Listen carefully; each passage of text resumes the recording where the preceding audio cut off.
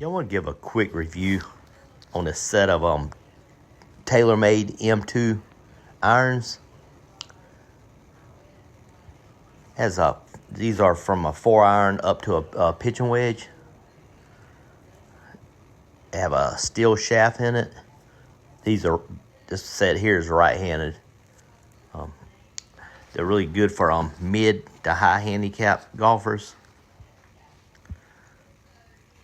This is the set I use, and I play once or twice a week. I'm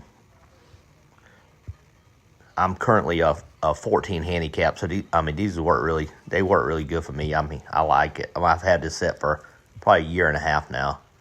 Has a really good feel to it. It gives pretty good forgiveness on it and pretty good distance. I'm in my early 50s, and I hit the 7-iron 155 yards, so I think that's pretty average distance. And I've used these once or twice a week for a year and a half, and they're still in really good shape. They've held up really nice.